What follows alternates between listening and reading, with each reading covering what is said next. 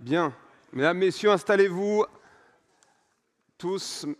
C'est parti pour la dernière ligne droite de ce congrès 2025, la remise des médailles tout à l'heure, et puis la dernière table ronde qui s'annonce passionnante aussi, vous le voyez, restitution et présentation des travaux du groupe Les dirigeants de Scope BTP. Et j'appelle sur scène nos 4 derniers intervenants. Laurent Colletti, conseil en assurance de personnes entreprises et dirigeant SMA BTP.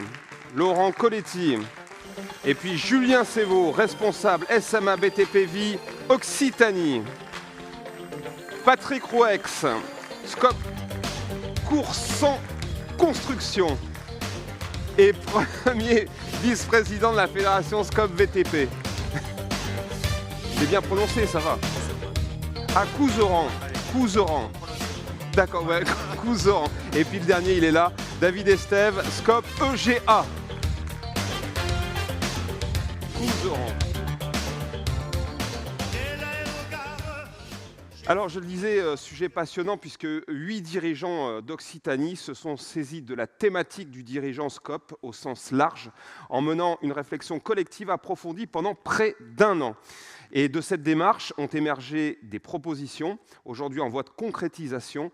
Cette table ronde donc nous offre l'opportunité de faire le point sur un enjeu majeur, le dirigeant dans les coopératives. Alors Patrick, justement, on va commencer avec vous, puisque vous avez eu 2 rôles durant toute cette réflexion, celui de président de la fédération qui portait le sujet, mais également celui de dirigeant d'une Scope depuis 25 ans. Racontez-nous. Mais effectivement, sur le groupe, le groupe dirigeant, la genèse, en fait, c'est suite à la démarche QVCT engagée par la fédération.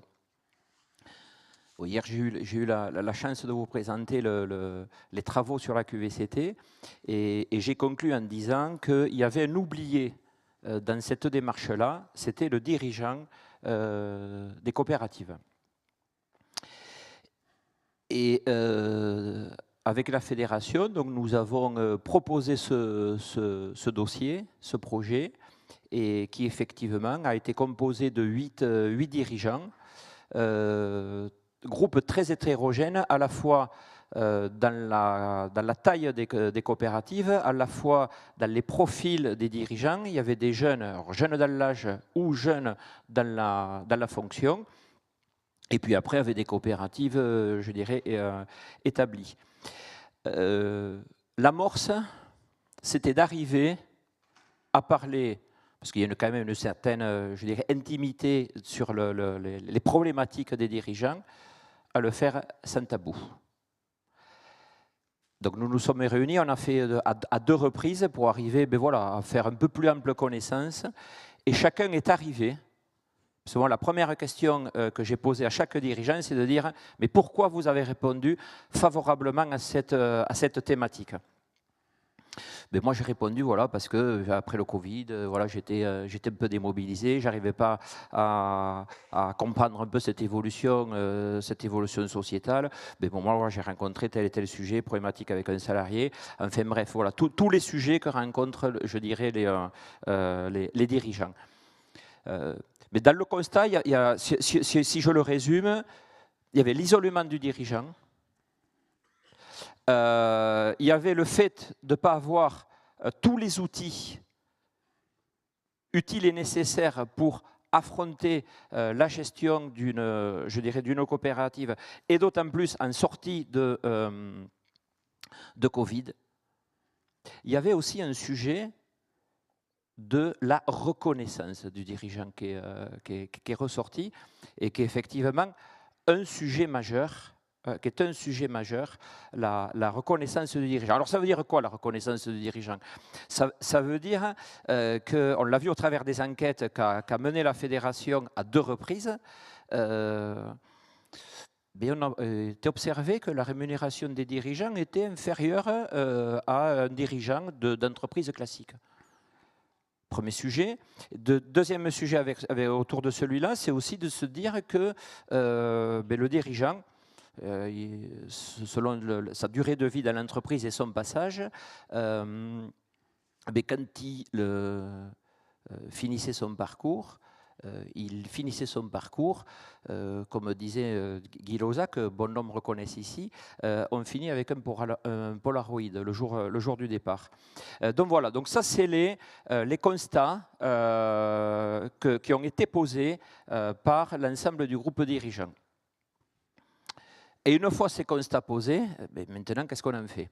Donc on est parti sur des 4 grands axes. Sur les thématiques. Le premier axe, ça a été dit là, dans les différentes tables rondes depuis hier, il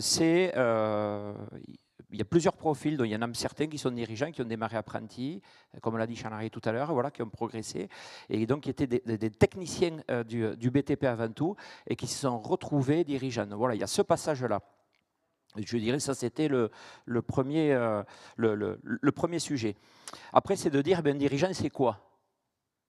Quelle est la définition d'un dirigeant? Et j'allais même, quelle est la fiche de poste d'un dirigeant en coopérative? Il y a le sujet de la transmission que j'ai évoqué. Parce que pour réussir une transmission, voilà, il y a un parcours que doit mener le cédant, le dirigeant en place, et puis ensuite d'arriver à trouver le futur ou la future dirigeante. Et après, pour terminer, le 4e axe, c'est ce qui se passe autour de nos congrès, c'est l'intercoopération, c'est les échanges entre pairs. Voilà, donc ce sont ces 4 axes sur lesquels nous avons travaillé pendant ces un an et demi au niveau de ce groupe. Et ce qu'on en a conclu aussi, c'est que finalement, le modèle Scope répond à beaucoup de sujets, mais ne répond pas aux points que je viens de vous présenter. À la fois sur les constats, bon, on est sur un classique, mais aussi qui ne répond pas sur les sujets de ces 4 axes. Donc voilà, la première ébauche, ce sur quoi nous sommes partis au niveau du groupe dirigeant.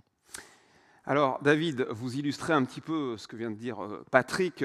Justement, c'est très intéressant parce que vous avez participé à ce groupe dirigeant de Scope du BTP et vous, personnellement, donc vous avez vécu ce passage de statut salarié associé à devenir dirigeant. Et plus précisément, vous étiez électricien de formation. Alors, racontez-nous ce parcours. Donc, bonjour à tous. Donc moi, je suis aujourd'hui le PDG d'une entreprise d'une Scope EGA, Électricité Générale Ariégeoise. Nous sommes une vingtaine de salariés aujourd'hui. Une entreprise qui a été fondée en 85 et un Scope depuis 96. Donc moi, j'ai intégré cette entreprise en 1998, voilà, avec mon bac pro ELEC en poche. Donc je suis arrivé ouvrier, simple ouvrier, électricien. Donc j'ai commencé un peu mon parcours. Je suis passé d'ouvrier à chef d'équipe, puis assez rapidement à chef de chantier. En 2007, on m'a proposé de devenir conducteur de travaux. Donc bon, j'avais 30 ans, je suis retourné à l'école pendant 2 ans en alternance pour apprendre le métier de conducteur. Donc 2008, je deviens conducteur de travaux. En 2013, le PDG en place prépare son départ à la retraite et me propose de prendre la succession. Donc j'ai pas mal hésité, puisque aucune formation de gestion, de compta. Voilà, j'ai géré un chantier, mais pas une entreprise, quoi. Bon, il me dit, bon, mais t'inquiète pas, je vais t'accompagner. Il y a d'un tuilage sur un an et demi, jusqu'à ce que je parte en 2015. On va faire les formations nécessaires, etc., etc. Donc, je me lance en aventure. Pendant un an et demi, un tuilage pour moi qui m'allait très bien. Je me forme en comptabilité, en gestion, tout va bien. Je vois 2 bilans. On va jusqu'à la clôture du bilan impeccable. Pendant ces 1 an, je rencontre les partenaires, les banques, les assurances.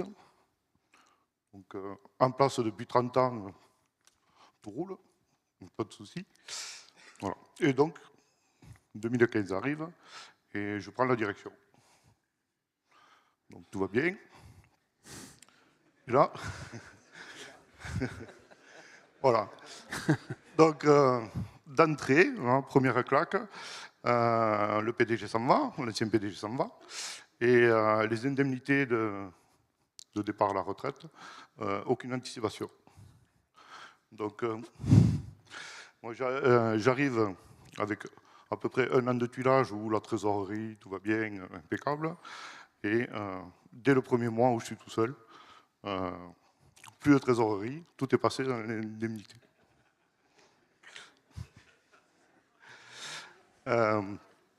Bon, déjà on navigue un peu à vue, pour commencer. Donc je continue.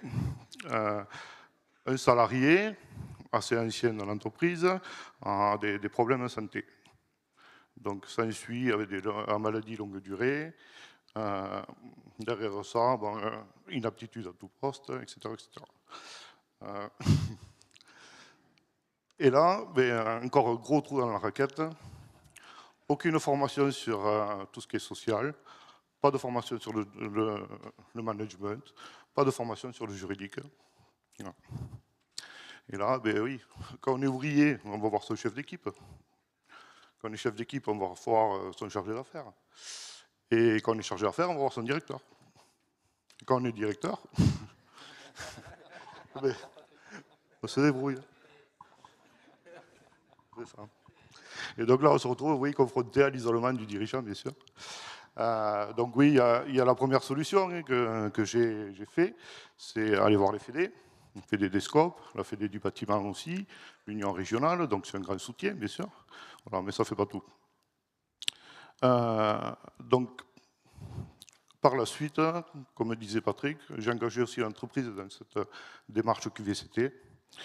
Et forcément, eh bien oui, on s'est rendu compte, le dirigeant de tout ça. Voilà. Donc j'ai aussi rejoint ce groupe de dirigeants. Voilà, on s'est retrouvés tous entre pairs, avec, comme disait Patrick, 8 parcours différents. Voilà, et on a pu échanger chacun sur les manquements qu'il y a eu. Voilà, un vrai groupe d'intercoopération, avec une première question, le dirigeant, ben oui, le dirigeant c'est quoi? Voilà. Et donc à partir de là, on a commencé à travailler sur une caisse à outils, pour essayer d'y mettre un maximum d'outils pour que les passations, les créations d'entreprises puissent se dérouler avec le moins de zones d'ombre possible. Voilà. Merci David. Et c'est vrai que ce parcours doit faire écho à de nombreux dirigeants. Alors, Patrick, David nous a parlé de plein de choses, de mission, de transmission, de management abordé dans ce groupe. Mais qu'en est-il de la reconnaissance du dirigeant de Scope? Alors, sur la reconnaissance du dirigeant de Scope, donc naturellement, l'idée, c'est d'aller donc forcément plus loin. Et pour pouvoir aller plus loin, le groupe avait besoin d'avoir un aval. Donc là, je remercie Charles-Henri, puisqu'effectivement, quand j'ai porté le dossier au national, je me souviens de sa phrase, il dit « Bon, effectivement, ce truc, c'est bien ce que vous avez fait, mais maintenant, qu'est-ce qu'on va en faire à la Fédé ?» Je lui dis, écoute, c'est de pouvoir arriver à le poser au Congrès déjà, et puis après d'aller plus loin. Donc merci Charles-Henri d'avoir donné le feu vert pour qu'on poursuive cette thématique. Donc du coup, ça veut dire quoi? Ça veut dire qu'à partir de maintenant, il y a aussi, donc, comme l'a très bien souligné David, il y a un travail à mener avec les secrétaires généraux dans les fédérations. Il y a aussi un travail à mener avec les unions régionales, avec les délégués. Puisque dans le parcours, on l'a vu, donc on parle coopérative, de création, développement, transmission, départ à la retraite. Et du coup, dans notre écosystème aujourd'hui, le dirigeant est mis un peu de côté, puisque bon, s'il faut parler de sujet rémunération, c'est un peu tabou, ainsi de suite. Donc voilà, ça c'est le premier point, donc, naturellement d'aller plus loin. Et après, quand on parle de dirigeant, le mot de David, c'est la caisse à outils, mais c'est d'être amené à travailler en 360 degrés. Et donc on est arrivé sur des sujets donc de reconnaissance, je vais venir, mais il y a aussi des sujets de protection. Voilà, c'est sur ces deux volets, parce que si on arrive à protéger la coopérative, mais il faut aussi protéger son dirigeant. Et les deux sont étroitement liés. L'un ne va pas sans l'autre. Et on s'est retourné naturellement vers l'assureur de la profession, la SMA, puisque la SMA, l'avantage qu'ils ont, l'énorme avantage qu'ils ont par rapport aux assureurs classiques, c'est des assureurs du BTP, et c'est notre famille. Donc, ils connaissent très bien le modèle des scopes du BTP. Donc, sur la reconnaissance, donc on est allé plus loin sur des sujets de retraite. Par rapport à la retraite, donc il y a des systèmes, donc je pense que tout à l'heure ils vont en parler, mais de retraite complémentaire, bon, ça rentrait dans les jargons des articles, mais voilà, pour permettre à un dirigeant d'arriver à mettre de côté, que sa coopérative mette de côté une forme d'épargne pour qu'il puisse en bénéficier par rapport à son parcours dans la coopérative quand il va partir et qu'il n'aura pas son simple Polaroid. Il y a aussi à ce niveau-là une société dont c'est le métier, qui vous reconstitue votre parcours de carrière et qui est à même à vous projeter ce que sera votre retraite. Voilà, donc ça c'est des exemples sur lesquels nous avons travaillé, on est allé plus loin, il y a des cas concrets, moi je l'ai fait pour moi, naturellement, franchement c'est de la balle. C'est de la balle. Je vais vous dire simplement, ça fait 25 ans que je suis à Couserans en construction. Mes expériences professionnelles précédentes, je n'avais pas beaucoup bougé. J'avais 13 années en travers. Quand je dis 13 années en travers, c'est... je regarde le brut qui part tous les ans à la déclaration. Je contrôle sur mon relevé. Le brut, c'est le même. OK, tout va bien. Donc, comme David, effectivement, quand la société Neovia m'a fait le calcul, il m'a dit, Monsieur Rex, vous avez 13 années à travers, c'est la multiplication, en fait, entre la valeur du point et moi, les points qui étaient remontés. L'écart, l'équivalent de 380 € net par mois de retraite manquante par l'erreur. C'est pas rien. C'est pas rien. Donc voilà, donc ça c'est des actions donc, concrètes, c'est des choses qu'on a posées dans la fameuse caisse à outils, ça mériterait qu'on en parle un peu plus longuement. Mais voilà, mais si je dois résumer les travaux sur la reconnaissance qui ont été portés, c'est à la fois, je dirais, le dirigeant proprement dit, la protection du dirigeant. Là, j'ai répondu sur le volet reconnaissance, mais il y a aussi la protection générale, la carapace juridique que doit avoir un dirigeant et que doit avoir sa coopérative. Et donc là, naturellement, c'est vers notre partenaire à la SMA, puisqu'ils ont tous ces outils et adaptés avec nous. Voilà. Et donc, on a travaillé, on a fait une expérience avec eux, expérimentale, ce groupe. Donc voilà sur la reconnaissance, ce que je peux dire. Et j'ai noté, vous l'avez dit, donc, que la protection de la SCOP est intimement liée à celle du dirigeant. Julien, c'est un constat assez inédit venant des coopératives, ça ? Non, pas du tout. C'est même plutôt partagé.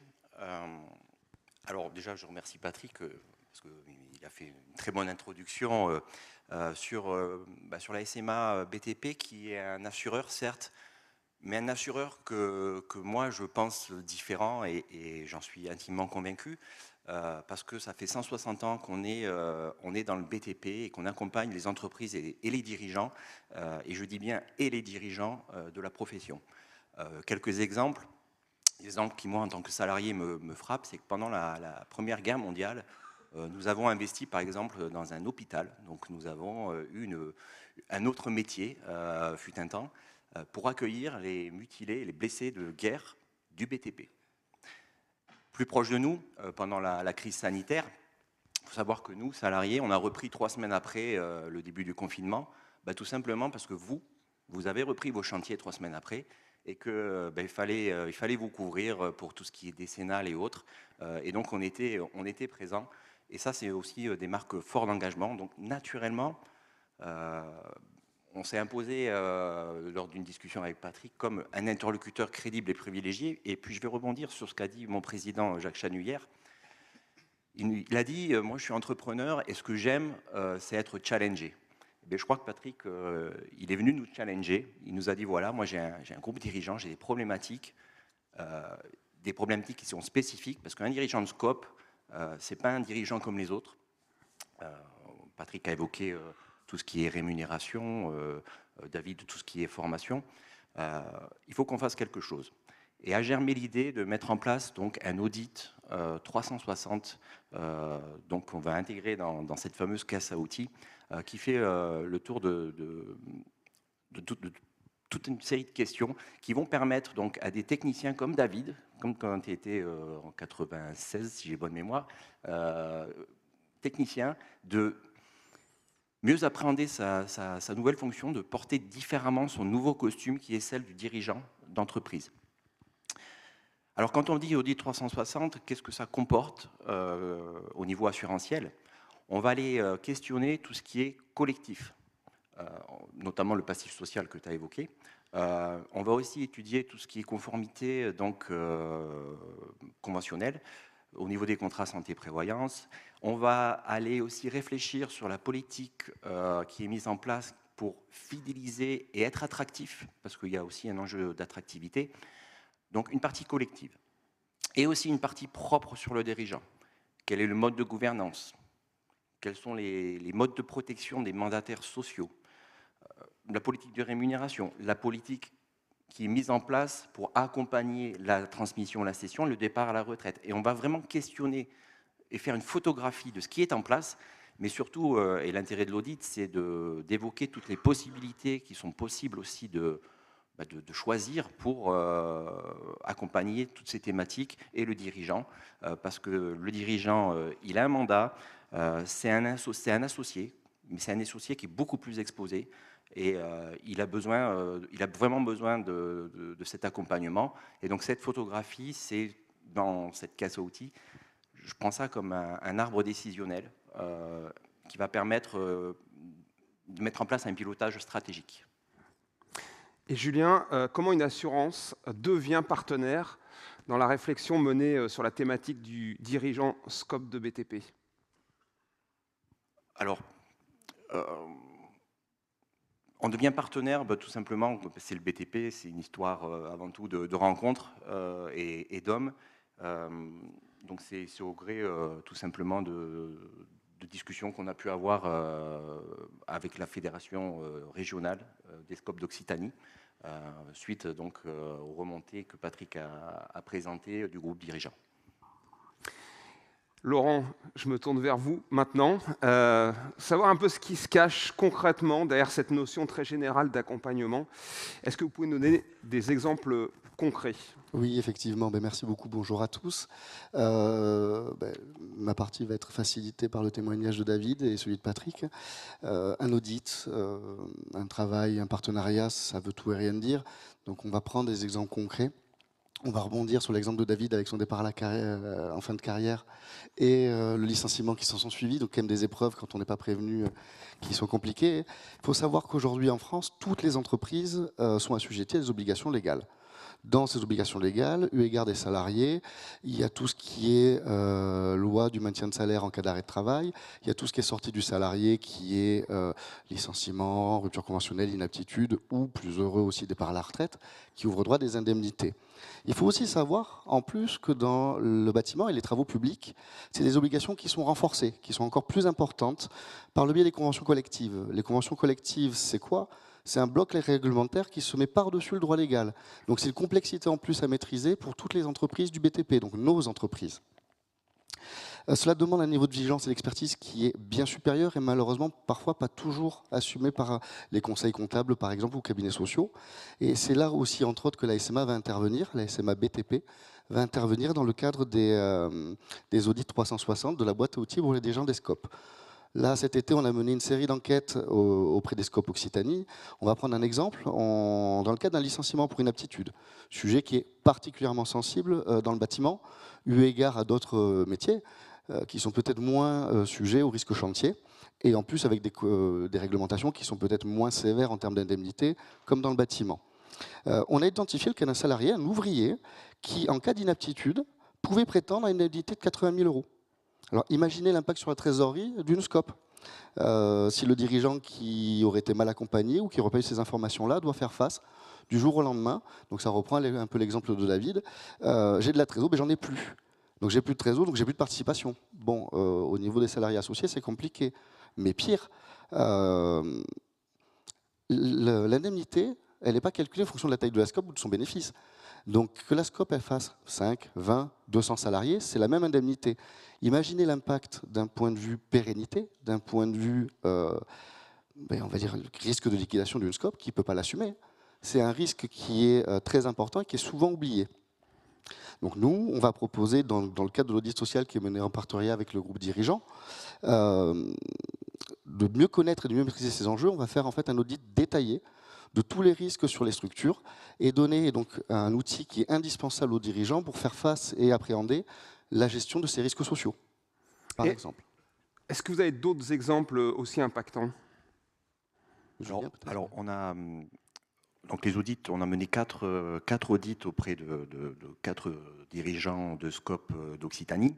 On n'a pas encore tous les résultats et on est en train de tout formaliser. Néanmoins, on a encore, dans le cadre du respect des obligations conventionnelles, quelques surprises, notamment ce qui concerne la prévoyance et la portabilité.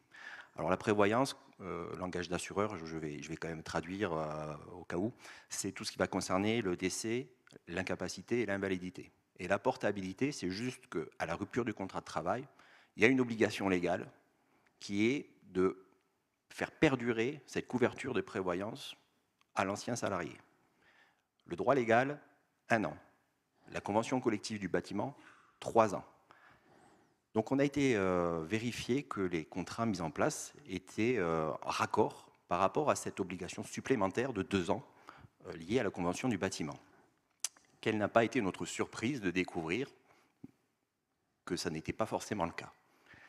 Je vais prendre un exemple qui peut avoir un certain impact. Je reprends le cas d'un ouvrier qui est licencié pour inaptitude. Première peine. Il ouvre des droits France Travail, il est soumis donc à la portabilité de cette prévoyance.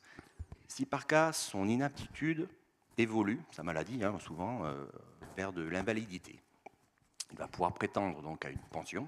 Il faut savoir que si ça intervient en dehors de cette portabilité de 1 an, ça incombe à la SCOP et plus particulièrement à son dirigeant, tout simplement parce que c'est lui qui en porte la responsabilité. Donc la faute sera recherchée directement sur le mandataire.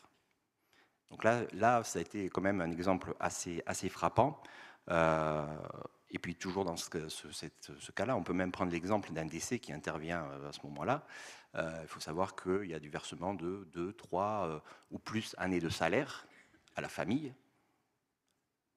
Et là, la famille peut se retourner non seulement sur la SCOP, mais en plus auprès du dirigeant de la SCOP, qui lui engage la responsabilité de sa structure. Donc là, c'est des exemples qui nous ont assez frappés. On a retrouvé aussi un peu ailleurs, ce n'est pas que lié à la SCOP, mais qui ont de l'importance, surtout dans le schéma SCOP. Mais est-ce que les responsabilités civiles professionnelles ne couvrent-elles pas le dirigeant dans ce cas de figure? Là, non, c'est super important d'évoquer ce point-là. Pour 2 raisons. Il y a souvent un amalgame. Le salarié de la SCOP, dirigeant de la SCOP, croit qu'effectivement, tout est déjà encadré dans la responsabilité civile professionnelle ou autre. Mais non, il ne faut vraiment pas confondre les 2 notions. La responsabilité civile du dirigeant, qu'on appelle nous des mandataires sociaux. Donc les mandataires sociaux, c'est qui, c'est quoi? C'est toute personne qui, par statut ou contrat de travail, peut engager l'entreprise. Donc par contre, quand le dirigeant engage l'entreprise, il engage sous sa propre responsabilité.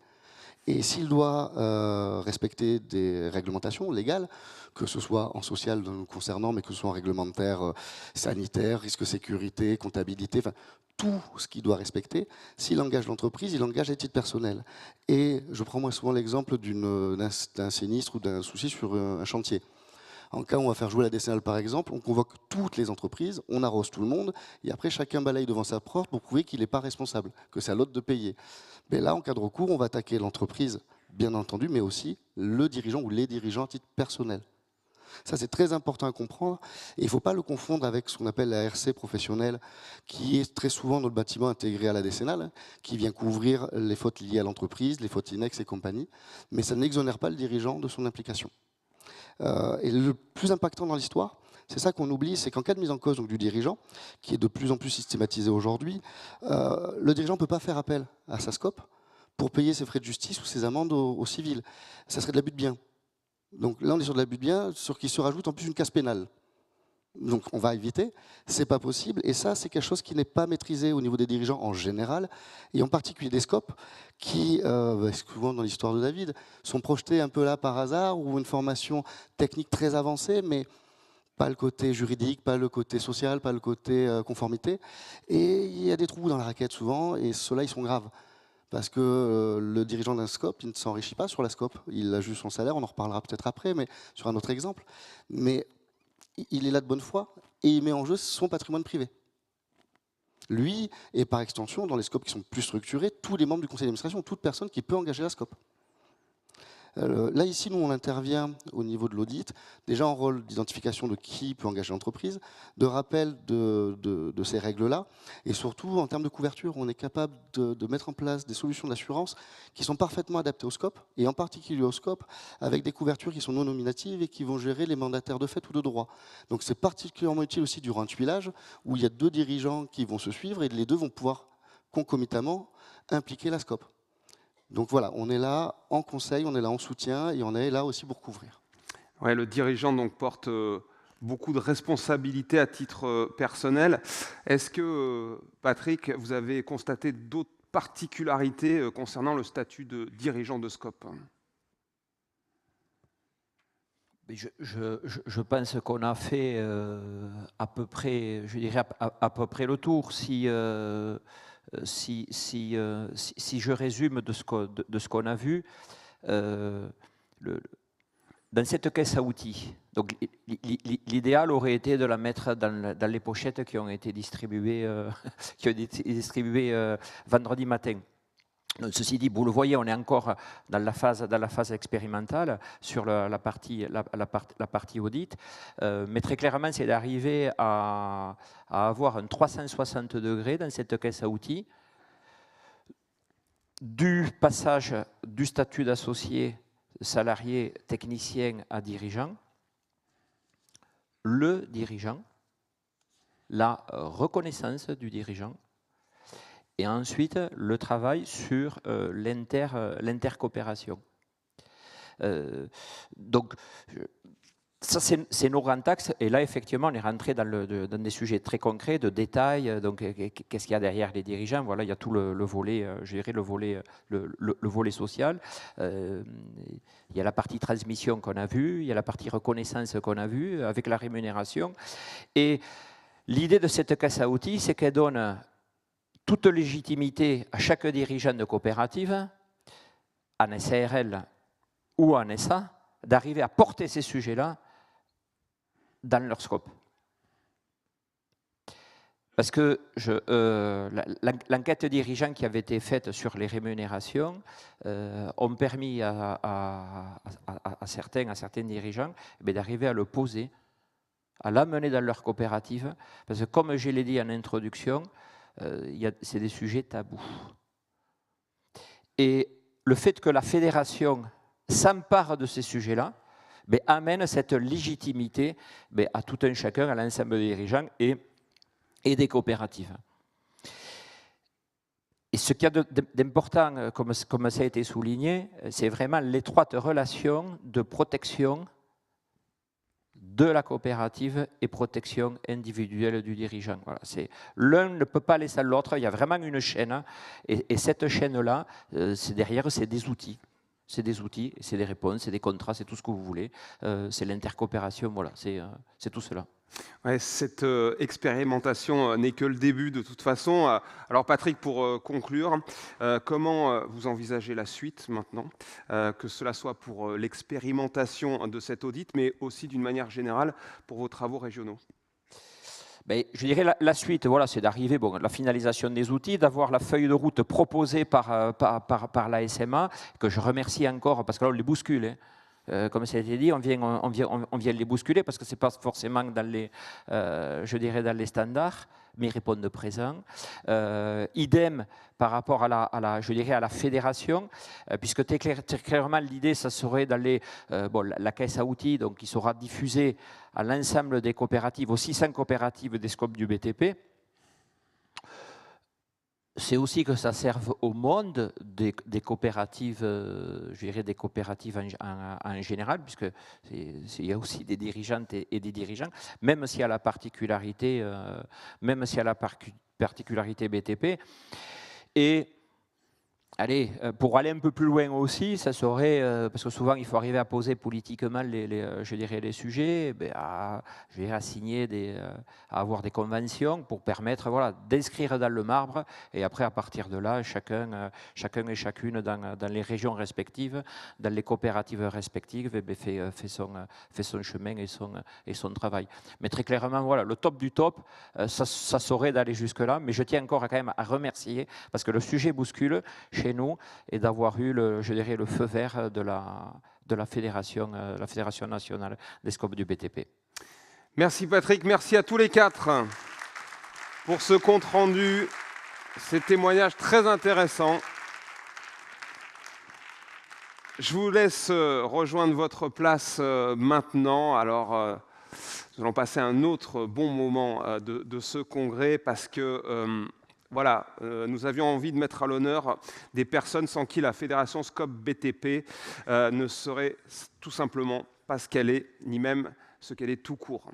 Ce sont des femmes, des hommes qui, souvent dans l'ombre, donnent de leur temps, de leur énergie et surtout de leur engagement pour représenter les Scopes et le BTP dans de nombreuses instances où la Fédération est présente. Leur implication est précieuse, elle est constante, essentielle à notre fonctionnement collectif, et c'est pourquoi nous avons souhaité cette année leur témoigner une reconnaissance toute particulière, avec une remise de médailles particulièrement prestigieuse, et j'appelle The New President à me rejoindre sur scène, Éric d'Angremont.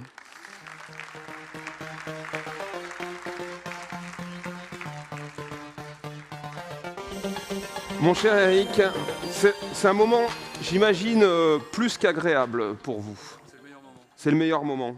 Je vous laisse la place. Alors, les nominés sont... Non, on ne va pas commencer comme ça. Je pense qu'on va passer région par région. Effectivement, c'est une juste récompense par rapport à l'investissement, je dirais, et aussi le combat que peuvent mener nos mandataires, nos chefs d'entreprise de Scope, on l'a vu, avec toutes les difficultés qu'on peut connaître en tant que chef d'entreprise, mais trouver en plus du temps, quand on a effectivement une entreprise à gérer, trouver du temps pour pouvoir aller représenter notre fédération, eh bien ça mérite forcément une médaille. Donc je vais procéder en appelant par région les gens qui vont donc recevoir cette récompense de la part de la fédération. Et je vais démarrer par Auvergne-Rhône-Alpes. Et je vais appeler Laurence Ducrot, Cabestan.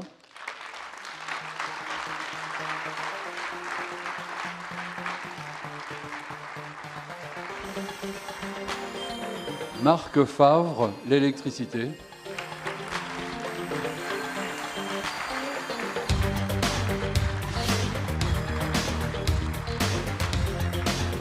Et Alexandre Potoki, les menuisiers du Rhône.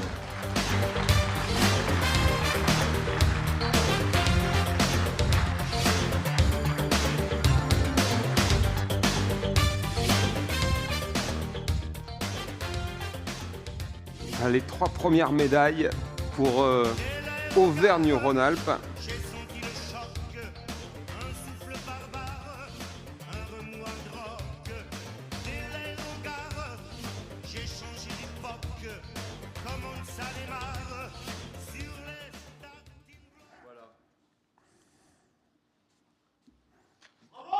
Bravo. Oui, quand même, un peu d'entrain. Ah, il y a quelqu'un qui a de la voix. Hein. Une belle région, l'Est, et on va récompenser Christine Petit, le SNBR, et Frédéric Piat, CEA.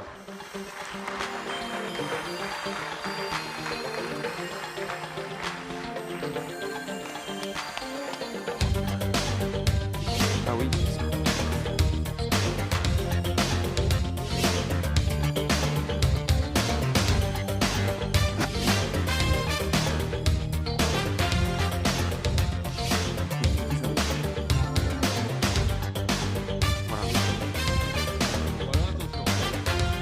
Je vais dire un petit mot, parce qu'effectivement, je pensais reprendre après le petit mot pour l'ensemble des participants.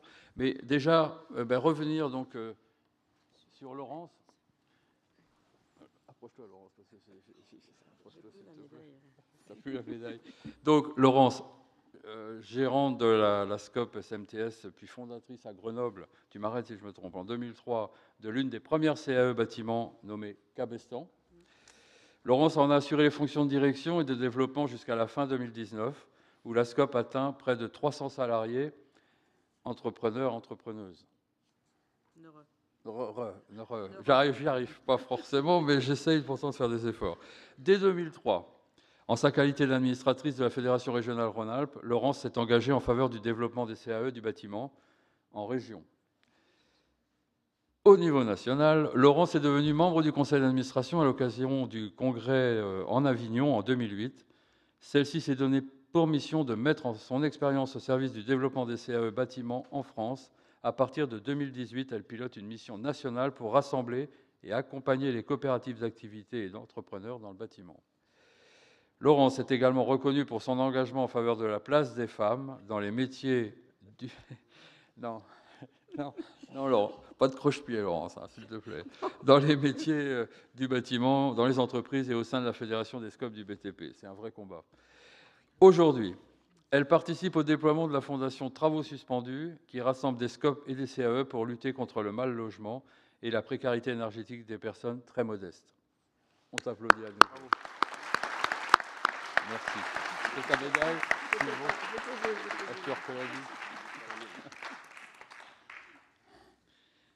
J'appelle Marc Favre. Approche à côté de moi. Le parcours coopératif de Marc est exemplaire par sa fidélité à la fois à sa SCOP, l'électricité, créée en 1930, mais aussi à la Fédération SCOP BTP régionale. 9e dirigeant de la SCOP l'électricité, il entre en qualité d'apprenti et reste salarié sociétaire pendant 45 ans, toute sa carrière professionnelle. C'est énorme, hein. Mais je vis la même chose, ça fait 45 ans aussi au mois de février. Donc, il occupe des fonctions d'ouvrier, de chargé d'affaires, de directeur adjoint pendant 10 ans, avant d'assurer la fonction de PDG pendant 2 mandats de 5 ans. Comme ses prédécesseurs, il s'engage au sein de la Fédération SCOP BTP en qualité d'administrateur depuis 23 ans. Il occupe un mandat au sein de Califelec depuis 15 ans et il a toujours représenté les SCOP au sein de la Chambre des électriciens de la FFB du Rhône. Aujourd'hui, c'est lui qui accompagne son successeur, Aymeric Monod, pour faire perdurer un engagement militant au service des SCOP, du BTP, et pour lequel on te remercie encore à nouveau et on t'applaudit. Merci. Merci. Voilà, merci. Juste une chose.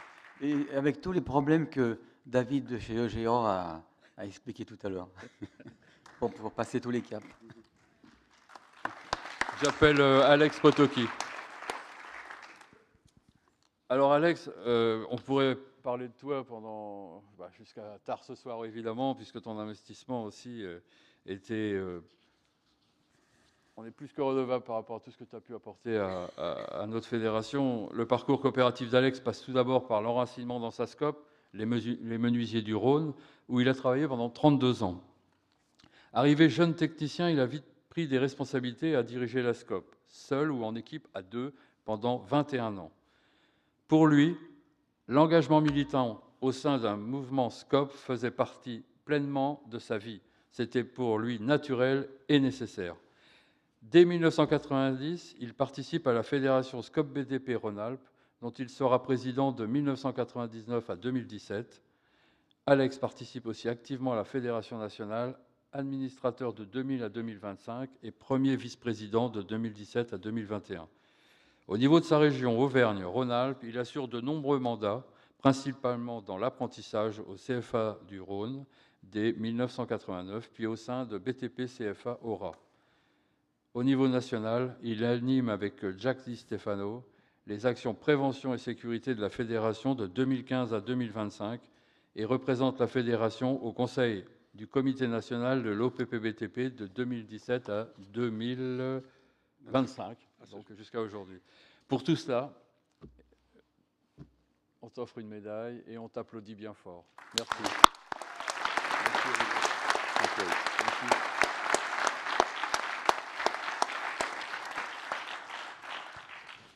Eh bien voilà, maintenant on va appeler Christine Petit. Donc Christine Petit, je l'ai dit tout à l'heure, SNBR, vice-présidente de la Fédération Est, membre du conseil d'administration de la Fédération nationale, 30 ans de carrière, on ne peut pas imaginer que tu as 30 ans de carrière, 30 ans de carrière au sein d'une SCOP BTP adhérente, Société Nouvelle Bâtiment Régional SNBR. SCOP issue d'une reprise suite à un redressement judiciaire qui a fêté ses 30 ans en SCOP cette année. Directrice administrative et financière d'une SCOP, taille de pierre dans l'Aube. Pour tous ces mandats, pour ton investissement et je dirais ce souci de toujours servir notre fédération, nous allons donc te remettre une médaille qu'on a déjà remise. Oh, c'est exceptionnel. Et donc, je te fais la bise. Et on peut l'applaudir. Merci.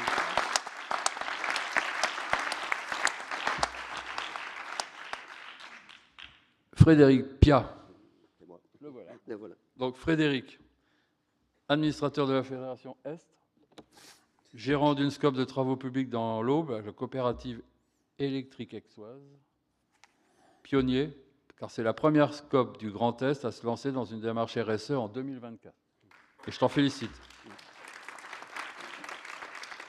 Maintenant, il va falloir aller chercher la labellisation qui est prévue normalement pour 2025. C'est dans le tube? Oui, c'est dans le tube. Bon, écoute. Début 2026. Non, on recule pas. Donc voilà, je vous demande donc évidemment de l'applaudir et puis de faire cette médaille, on te remercie. Merci. Les Hauts-de-France. Alors, les Hauts-de-France, malheureusement, j'ai eu des excuses et je crois que... non, je crois que personne... Il y a Jean-Marie Delcourt, excusé, Jean-Marie Kéké, excusé aussi, et Maurice Leminck, évidemment, à titre posthume. Donc, peut-être il serait intéressant d'avoir le... Oui, voilà, je te cherche. Jérôme, on va te remettre des médailles que tu iras. On l'applaudit très très fort. Donc il va repartir avec des médailles. Donc, médaille d'or, médaille d'argent, médaille de bronze. Puis là, on a un spécialiste des Jeux Olympiques. Donc, oui. Pas dire de bêtises avec les médailles. La remise des médailles, c'est important.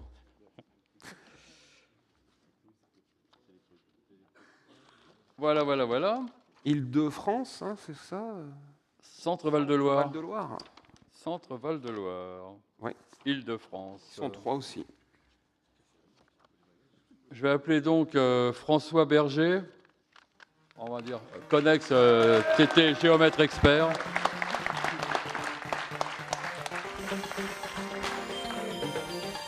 Francisco d'Acunha.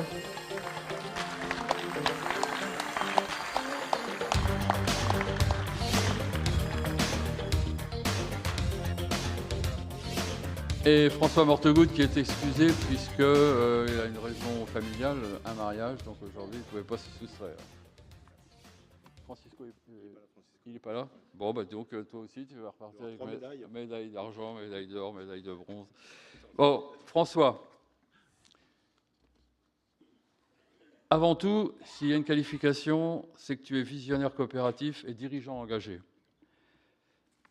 À la tête de la SCOP technique Topo Géomètre Expert, TTGE, Tout d'abord, président-directeur général de la coopérative SCOP TTGE depuis 2004, il a accompagné son développement pour en faire un réseau solide. Aujourd'hui, l'entreprise compte 17 agences réparties sur le territoire national. TTGE est une société coopérative ouvrière de production, héritière de l'entreprise technique Topo, fondée il y a 60 ans. François Berger conduit l'entreprise dans une logique d'innovation technologique et sociétale, enrichissant l'offre métier, topographie, structure, VRD, BIM, drone, photogrammétrie. J'arrête parce qu'après ça devient très technique et je vais avoir beaucoup de difficultés. Il incarne pleinement les valeurs coopératives de l'entreprise, primauté de l'intelligence collective, partage du savoir, des responsabilités, des fruits du travail et épanouissement des collaborateurs. Mais ça ne s'arrête pas là. Il a un engagement fort en matière de RSE. Sous sa gouvernance, TTGE s'est engagée dans une démarche RSE active depuis plus de 5 ans. Elle a obtenu le label RSE SCOP BTP d'abord en bronze en 2019, puis médaille d'or en 2023. Une coopération active avec la Fédération des SCOP BTP, en sa qualité de référent national RSE pour la Fédération des SCOP du BTP, François joue un rôle central dans la promotion et le déploiement du label RSE. Il a notamment contribué à la signature en 2019 d'un partenariat entre la Fédération et l'AFNOR pour étendre les démarches RSE auprès des coopératives de la construction. Par cette action, il symbolise l'alliance entre la gouvernance interne d'une SCOP exemplaire et le développement collectif du modèle coopératif à l'échelle nationale. Et un engagement au sein de la Fédération SCOP BTP. Membre du CA de la Fédération régionale 2017, réélu d'ailleurs à cette occasion hier, membre du CA, c'est l'une des premières SCOP avec une activité connexe au BTP à rejoindre le CA d'une fédération SCOP BTP régionale. À ce titre, il rejoint le conseil d'administration de la Fédération SCOP BTP nationale en tant que représentant des activités connexes, mandat qu'il continue d'assurer jusqu'à aujourd'hui. Pour tout cela, nous te remettons donc ces médailles et nous te félicitons pour tout ton engagement. Merci.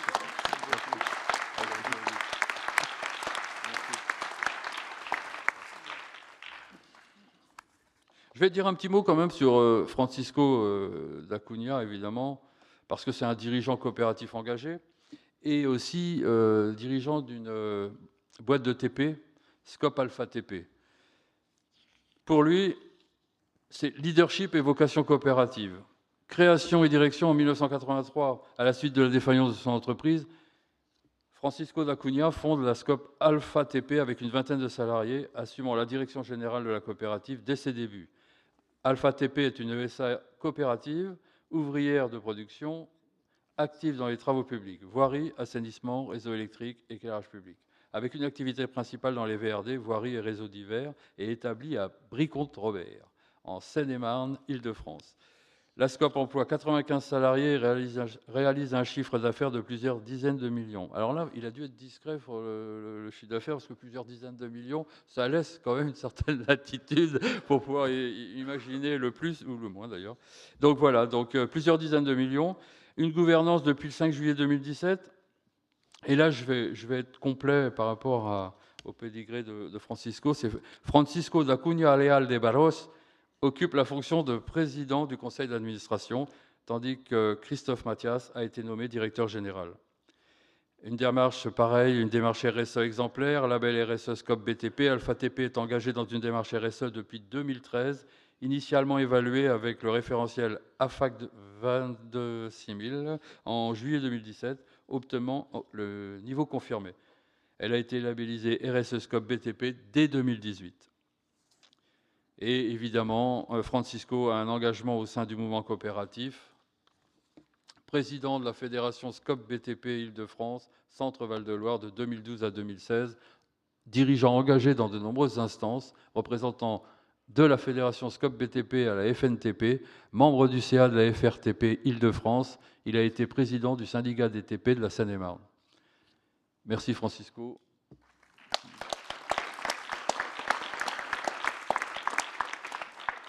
Alors, j'aurais aimé qu'il soit là, malheureusement, bon, il avait une raison évidemment familiale et par rapport à cela, on ne peut rien faire. Mais François Mortegout, j'aurais aimé le remercier publiquement.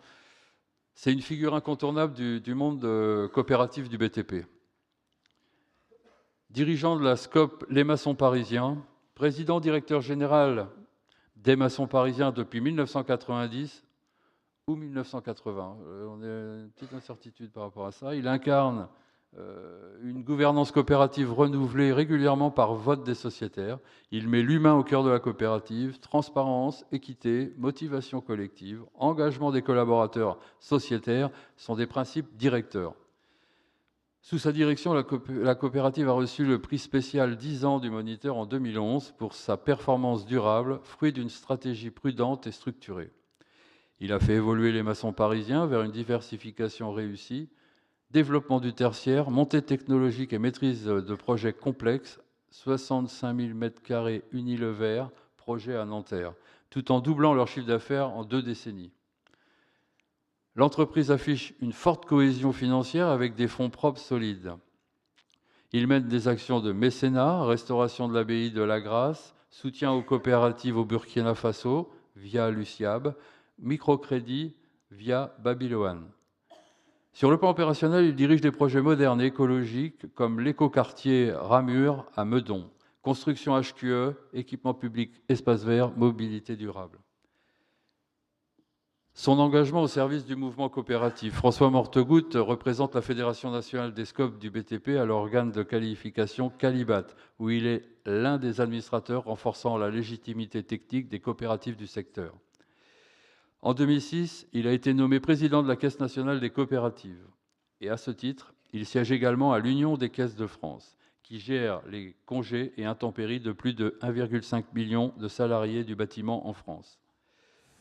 Sa contribution à la défense du modèle coopératif lui a valu d'être élevé au rang de chevalier de la Légion d'honneur, distinction lui ayant été remise le 29 novembre 2012 lors d'une cérémonie à l'Hôtel des Invalides. François Mortegoutte est président de la Fédération SCOP BTP Île-de-France, Centre Val-de-Loire, à l'époque où celle-ci s'appelait la Fédération parisienne des SCOP BTP, en succédant en 2004 à Jacques Pété. On va donc l'applaudir, même s'il n'est pas là, mais je pense que, vu toute son implication, François le mérite largement.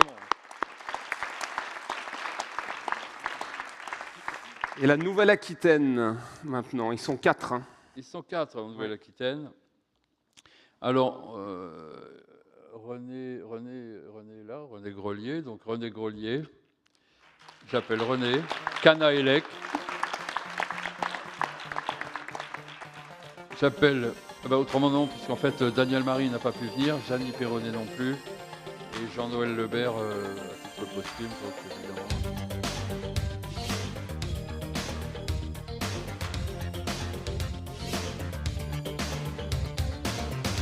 Donc René Grelier.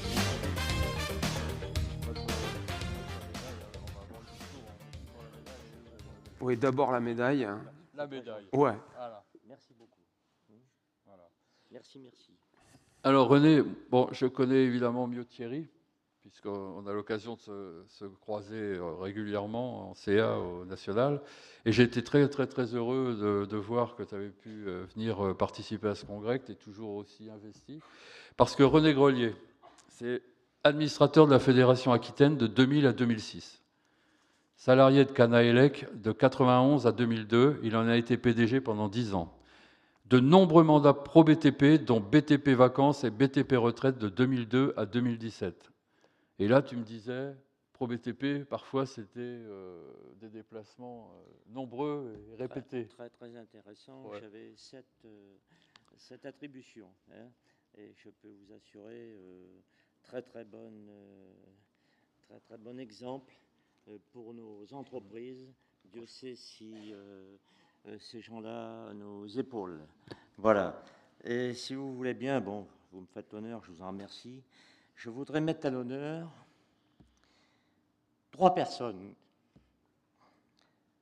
En particulier, Ramoncho Camblon, un Basque, avec qui j'ai eu la chance de faire un chantier en 1996. C'était un chantier très conséquent. Ramoncho s'est occupé de faire toute la partie aérienne et moi la partie souterraine. Et grâce à Ramon Shaw, il m'a fait connaître donc le mouvement des scopes. Il m'a fait connaître Maurice Leminck. Maurice Leminck, ici, pas besoin de dire, je lui renouvelle mes hommages. Et ensuite, Jean-Claude Brault. Jean-Claude Brault se rappelle Normandie, qui, il faut le dire, lorsque j'ai donc transformé la société en société coopérative, on a fait connaissance de tout notre pôle. On était, je ne sais pas, une quinzaine peut-être autour de la table. Et je venais donc de me transformer en société coopérative. Il me manquait un petit peu de fraîche. Et j'avoue que là, Jean-Claude me dit, René, tu vas avoir mon aide. Et spontanément, Jean-Claude, dans les 15 jours, m'a apporté une aide très importante. Et c'est grâce à lui, je peux dire, que nous avons vraiment lancé notre entreprise dans le monde de nos sociétés coopératives. René, je me permets, parce qu'on a un timing. Il faut quand même qu'on accélère. J'ai plus qu'une personne à citer, c'est Jean-Jacques Brunelière. Parce que tous autant que nous sommes, ou que vous êtes, vous deviendrez des retraités. Et de grâce, adhérez au pôle de nos anciens coopérateurs, le CAC. Voilà. Merci à tous. Merci René de votre compréhension aussi. Eric, il faut qu'on commence à prendre du retard. Yes. Donc René est évidemment présent et un témoignage touchant. Je vais passer à Occitanie. Où finalement, je crois que Guy Lozac n'a pas pu venir, Gérard Libéros non plus, et donc c'est Nelly qui s'y colle. Tu vas gagner des petites médailles à remettre. Tu vois, ça va plus vite. Oui. Finalement, on avait le temps, René. Non, mais on aimerait bien donner la parole à tout le monde, parce qu'il le mérite tellement, mais c'est vrai que... Bien, écoutez, maintenant, je vais passer à une des plus belles régions françaises que j'ai eu l'honneur de présider pendant quelques années, c'est l'Ouest.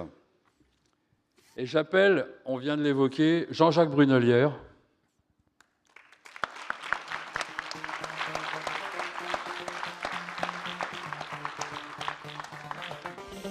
Et j'aurai un mot aussi pour Philippe Choquet, qui est distingué pour la remise de ses médailles, mais qui ne pourra pas venir.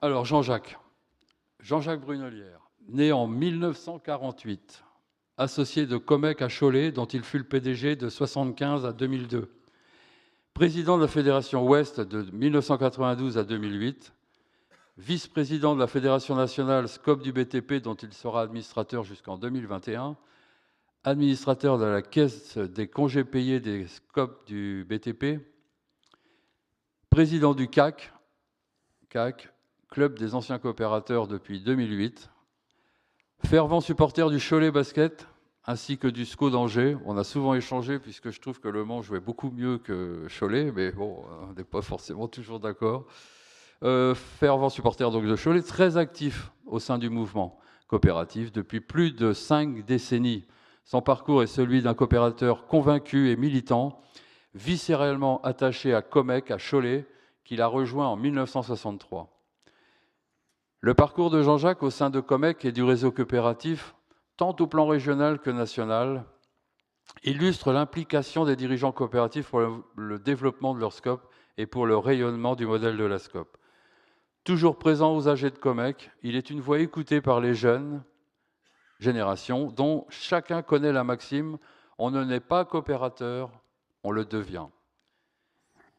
Président René en a fait cas tout à l'heure, président du Club des anciens coopérateurs, le CAC, qu'il a fortement contribué à fonder en 2008. Jean-Jacques témoigne régulièrement pour la promotion du statut SCOP avec cette nouvelle maxime: le coopérateur retraité reste un coopérateur actif. Merci Jean-Jacques. Merci beaucoup. Je vais donner... Juste le rajout d'une maxime qu'on a, Comec aussi, qu'on avait, et qui vient du mouvement, c'est en SCOP, en équipe, on gagne. Merci voilà. Jean-Jacques, c'était court. Merci Jean-Jacques, merci. Pacac. Je vais évoquer Philippe Choquet. Oui. À titre personnel, c'est une personne qui a beaucoup compté dans ma carrière de chef d'entreprise, mais aussi dans l'investissement que je pouvais avoir au sein de notre fédération.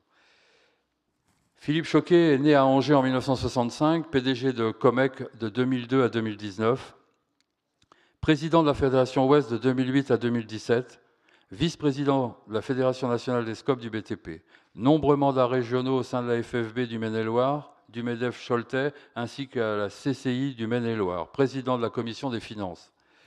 Après avoir intégré Comec en tant que directeur administratif et financier, Philippe est élu PDG en 2002, assurant une transition en douceur de la gouvernance tout en dynamisant la modernisation de la SCOP.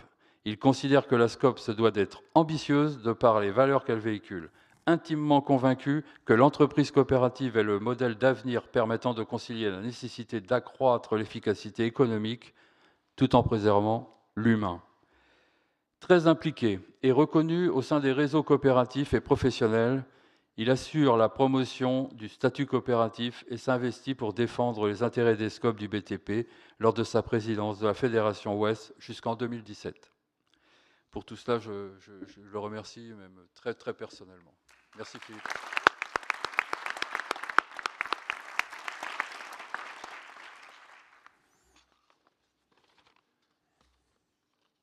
Ah, une région qui sent bon le sable chaud et le soleil. Provence, Alpes, Côte d'Azur, Corse. Il ne faut pas oublier Corse. On a une SCOP en Corse, mais je pense qu'il faudra qu'on aille la voir un de ces jours. C'est pas mal non plus. Donc je vais appeler Jacques Di Stefano.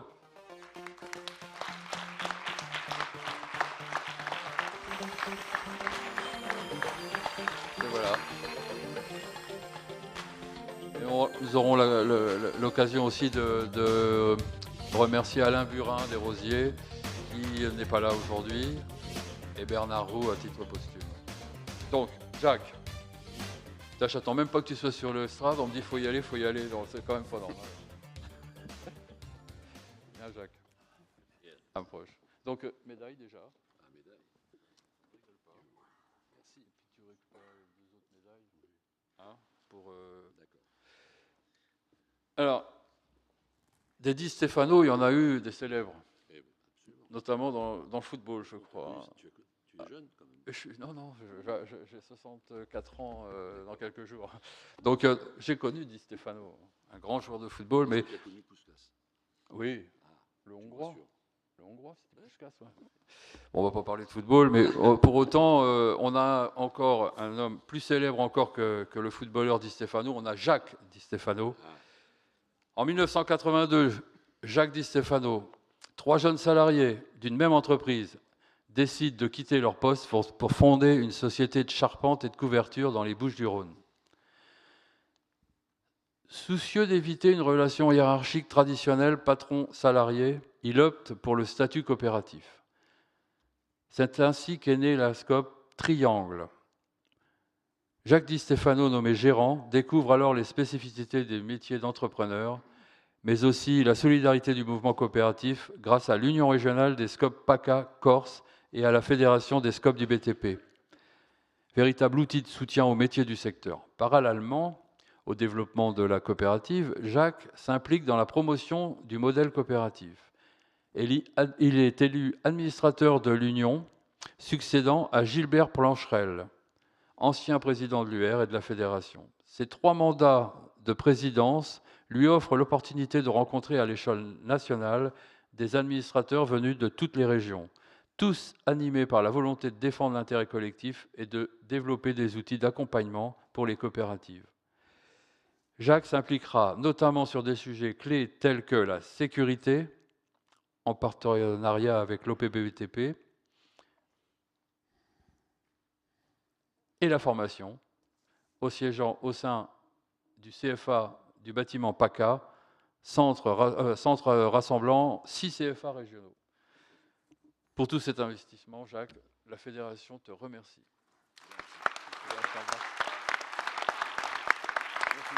Merci.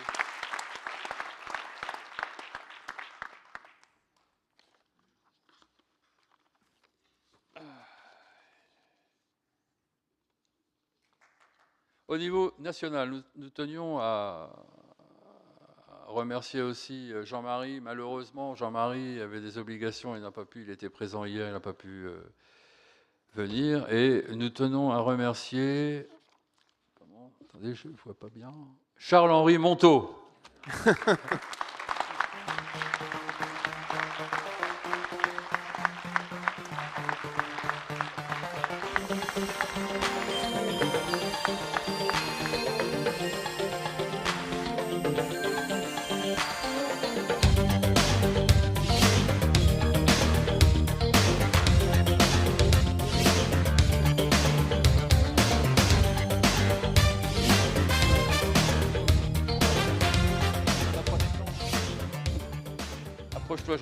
Approche-toi, Charles-Henri. Alors, Charles-Henri Monteau, c'est compliqué de le présenter parce que tout le monde le connaît très bien d'ailleurs, puisque quelqu'un de très disponible et de proximité, toujours. Je vais quand même vous parler un peu de ce qu'il a pu faire. Plus de 30 ans d'engagement dans le BTP avec une vision humaine et coopérative. Président directeur général du TB depuis 1996, modèle social et économique. UTB, 1200 collaborateurs, 400 sociétaires, 160 millions de chiffre d'affaires, 13% d'apprentis, défenseur de l'apprentissage comme mission civique et levier de transmission. Objectif UTB, 10% d'alternants, du CAP à l'ingénieur avec 60% de maintien en emploi. Partisan de la transmission intergénérationnelle et de l'entreprise apprenante. Fidélité au modèle SCOP, égalité, démocratie, partage de la valeur. Créateur du groupe UTB, premier groupe coopératif structuré. Précurseur de la RSE, label SCOP BTP avec l'AFNOR basé sur le ISO 26000. À l'origine de la fondation UTB en 2007, soutien aux malades jeunes atteints d'Alzheimer. Président de l'UR Île-de-France, puis président de la Fédération des SCOP du BTP dès 2017, réélu en 2021. Programme Ambition 2025, unité, croissance, RSE, apprentissage renforcé. Acteur majeur des instances nationales, FFB, FNTP, la Confédération Générale, SCOP, SMATP, BTP Banque, Banque de France. Dirigeant humble, accessible, attentif à l'humain et au collectif. Homme de culture, amateur d'opéra, pianiste, ça je ne savais pas, on aurait pu avoir un petit piano, pianiste et surtout passionné de lecture et de nature. Voilà, c'est un peu un moment, je dirais, particulier que d'être là à côté de toi, de décerner une médaille, mais je pense qu'en plus de ça, Patrick avait quelque chose peut-être à manifester différemment. Le voilà d'ailleurs, attention, dans la région Occitanie. Tu veux dire un mot, Patrick? Un mot. Un mot. Pour toi, Charles-Henri, au nom de la région Occitanie, côté gastronomie et montagne. Merci Charles-Henri.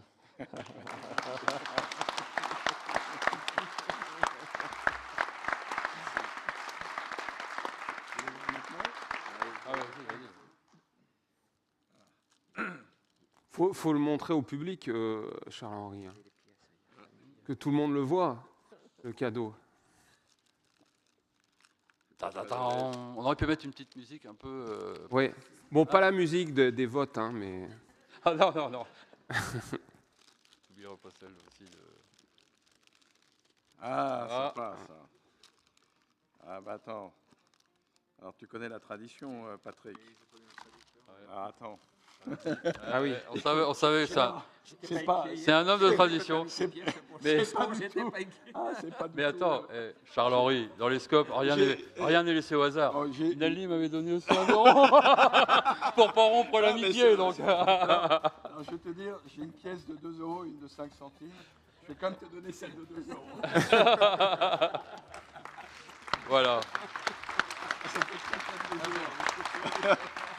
C'est un beau couteau, hein. C'est ça, hein, Charles-Henri. Hein. Oui, c'est un couteau. Ouais, c'est un couteau.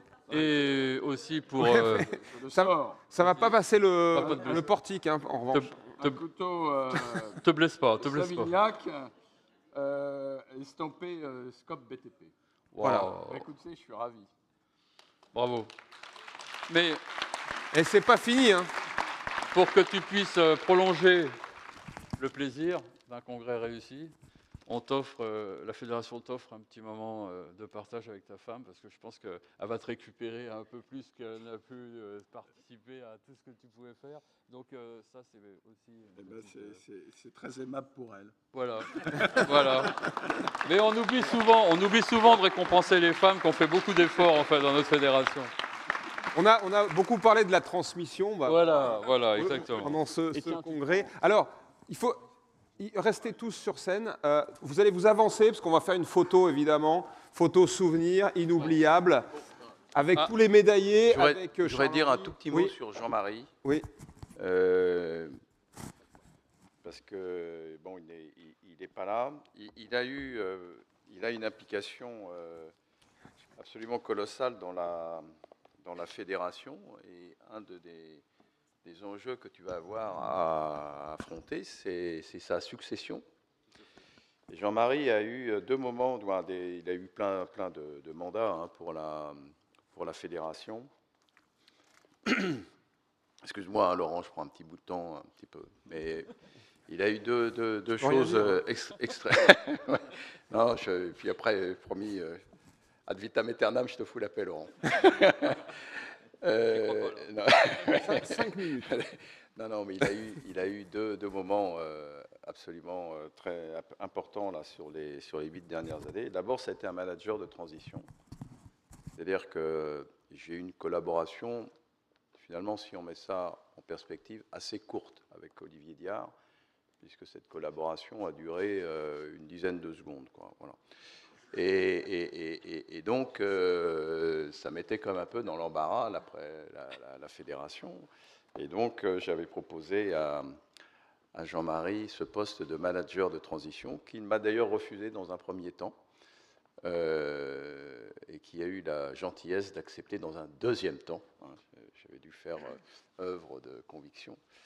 Et ça a été vraiment un excellent manager de transition. Après est arrivé Maximilien et puis après Thomas. Hein. Et donc ça a été assez remarquable. Et surtout qu'il est arrivé à un moment qui était un peu délicat pour notre fédération, parce qu'on venait de perdre de la représentativité. Et donc il a fallu renouer très vite avec toutes les organisations professionnelles et tous les organismes. Et honnêtement, il a été remarquable. Et puis, depuis 8 ans, du moins même auparavant, hein, indépendamment de l'OPP-BTP, hein, dans lesquels Alex et Jacques ont été très, très impliqués, il a occupé beaucoup de mandats au sein de ProBTP. Et c'est un organisme qui est très important hein, pour à la fois notre fédération et puis pour la profession. Et donc, il a eu ces deux... Et honnêtement, faire partie de la Somital de ProBTP, je ne dis pas que c'est un boulot à mi-temps, à plein temps, pardon, mais par contre à un bon tiers-temps. Hein. Voilà, donc il faut remercier particulièrement Jean-Marie. Voilà. Merci Charles-Henri. Merci Charles-Henri. Merci. Mon micro qui ne marche plus. Merci. Ah voilà. Donc voilà, vous allez tous vous avancer près de la scène. Mettez-vous ici pour la photo de famille avec donc tous les médaillés de ce congrès 2025. Tu peux hein? Oui, vas-y Patrick. Voilà. Et on pense évidemment à tous ceux qui n'ont pas pu être là aujourd'hui pour recevoir leur médaille. Voilà, attention, musique d'angoisse, donc faites un sourire. Notre photographe est en place. Et c'est la photo finale qui restera de ce congrès 2025 ici à Toulouse. Ça a été 2 jours absolument superbes que nous avons vécu ensemble. Merci à tous. Je vais garder Eric sur scène, évidemment. Je crois qu'on arrive, Eric. Merci René. Hein. Désolé de vous avoir un petit peu speedé. Je vais bien sûr vous laisser conclure ce congrès, Eric. Moi, je voudrais juste dire remercier encore une fois, remercier Charles-Henri et toutes les équipes pour leur confiance depuis 8 ans. Thomas Gallier avec Colin qui m'ont préparé tout le travail depuis plusieurs semaines. Et puis merci Eric pour ton accueil. Merci à tout le monde, parce que vous êtes, je l'ai dit déjà en ouverture hier, mais voilà, on est pareil, attachant. Attachant, et c'est toujours un bonheur d'être avec vous. Merci à tous.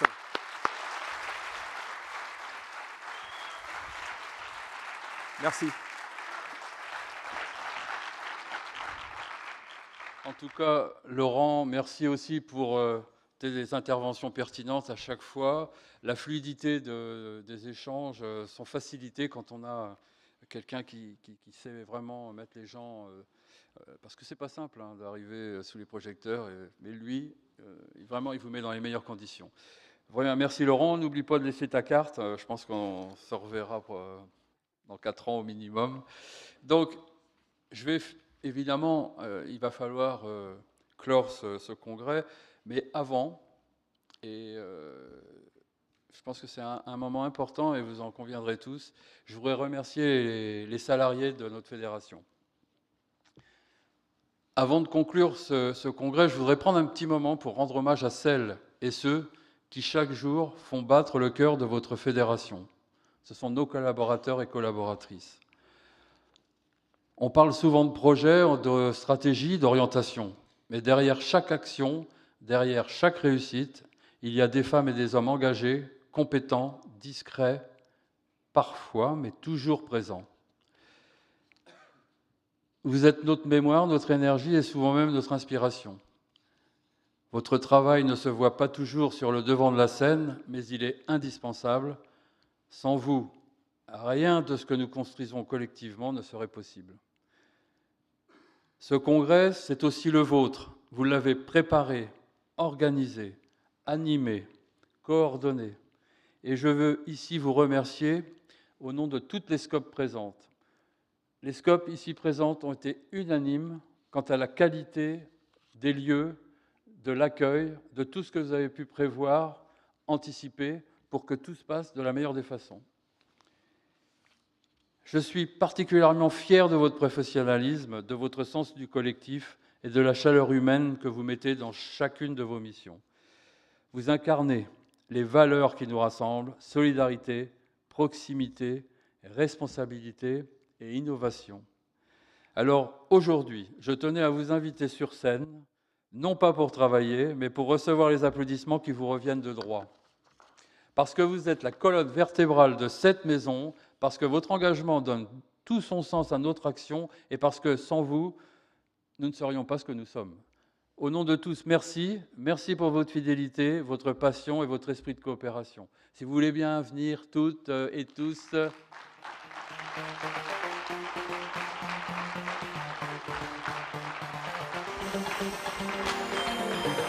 et tous.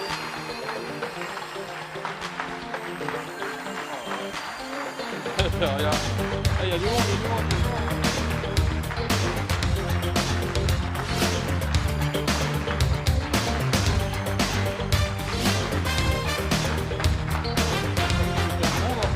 C'est très bon.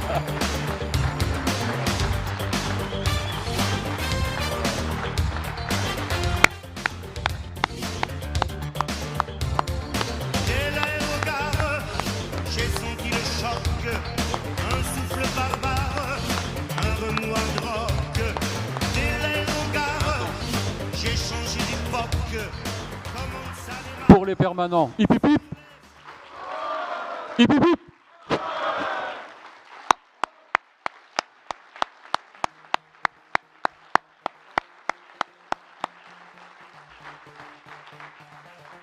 Merci. Thomas, tu vas nous dire un petit mot, parce que tu es quand même aussi le chef d'orchestre, le coordinateur de tout cela. Donc je pense qu'il est normal, tu as tout préparé, je sais, avec toutes tes équipes, mais il serait normal quand même que tu prennes le micro.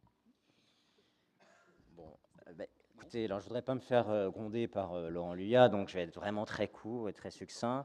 Simplement pour vous dire qu'on a pris un énorme plaisir tous ensemble et chacun a participé à l'organisation de ce congrès.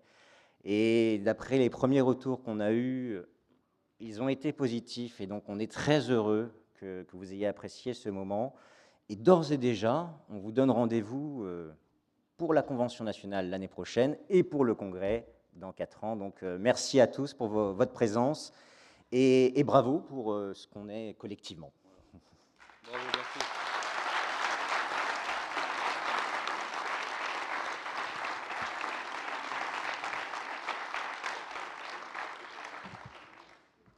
Un petit remerciement aussi pour Patrick, pour la région qu'il anime et je dirais la qualité des lieux qui nous ont permis d'échanger, de prendre beaucoup de plaisir.